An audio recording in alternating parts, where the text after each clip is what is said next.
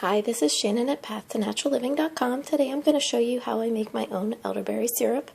I already have everything in the pot, so I'm going to just kind of go through with you all the ingredients that I have added already. I add 7 cups of filtered water. We have a reverse osmosis system in our house, and I just use that, but you can use any bottled or purified water. And then to the water, I add 2 cups of elderberries. I buy the Frontier Co-op elderberries. They're organic. I get them on Amazon. Easy way to have them delivered to your house. And I just opened this package. I don't know if you can see, but there's still quite a bit in here. So I have enough probably to make 4 or 5 batches of elderberry syrup. And then I add 1 teaspoon of ground ginger. You could use fresh ground ginger. You could use a number of things, but I just use that because that's what I have on hand and everybody's sick, so it's quick and easy. I use 2 teaspoons of cinnamon powder. You could use cinnamon sticks as well, but I add 2 teaspoons of cinnamon. And then I add 1 teaspoon of whole cloves. You can use ground cloves, whole cloves, whatever you had in the house. And then I also add echinacea.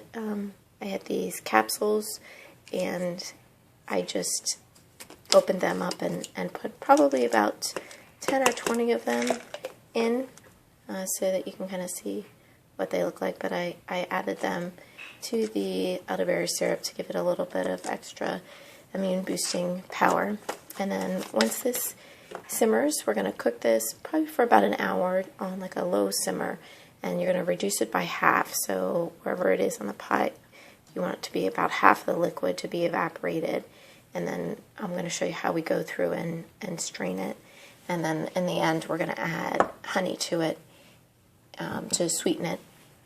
And I will be back once it has simmered and reduced by half. Okay, I'm back.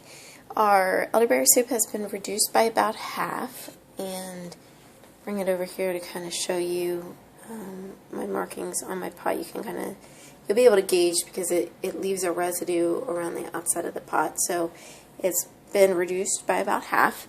And I have a milk bag that I use to strain it. You can also use like a little strainer like this. If you have something that's a little bigger, it'll probably be a little bit easier, but the goal is to strain the elderberries out. And one thing that I didn't tell you previously was that you need to cook elderberries. Elderberries are poisonous if you just eat them, so always cook your elderberries. So then you're just going to take your liquid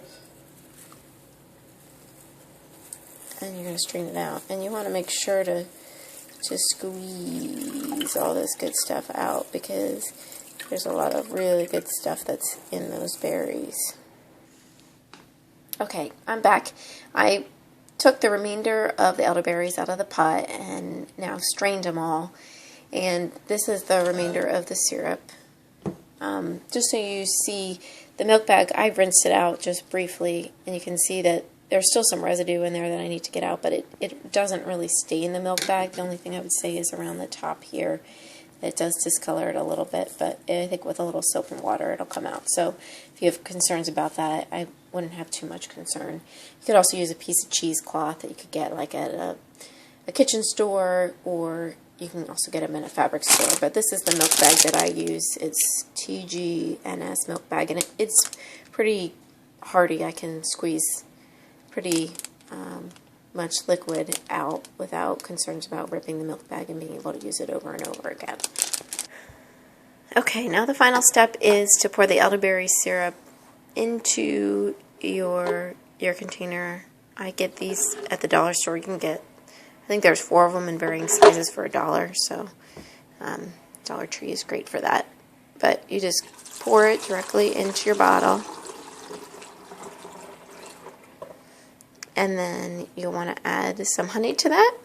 I would say I would probably empty some of this out. I probably wouldn't use, maybe I would, but fill up most of the way with honey. I try to do like 1 part elderberry syrup to 1 part honey because I give it to my kids and it has to taste good for them to take it. But you can do less honey and vary it depending upon your taste. And then just shake it up and make sure it's fully incorporated and store it in the fridge. And do 1 teaspoon for half a teaspoon to 1 teaspoon for kids, and half a tablespoon to 1 tablespoon for adults to prevent sickness, and then every 2 to 3 hours if you're coming down with something or feel something coming down. And because people in my house are sick, we're going to be using it more frequently.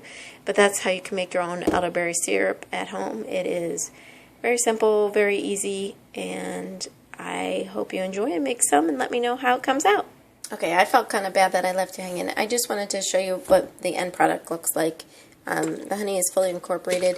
If the honey is really cold, then it might be harder to incorporate, and you might have to heat it a little bit to get it incorporated. But you want to make sure that the elderberry syrup is cool when you add the honey, because you're going to lose the beneficial effects of the honey if the honey is heated. So you just want it to be very, very slightly warmed in order for the honey to get a little bit more fluid. And we buy a huge thing at the farmer's market. This is 5 pounds of 100% pure honey, unprocessed and raw. So I would definitely recommend that for your honey, so that you're getting something that's unprocessed and raw and getting all the benefits of the honey. I had showed this little container of honey that we also use, but this is our main thing of honey because we go through a lot of honey. So thanks for watching, and let me know how yours turned out.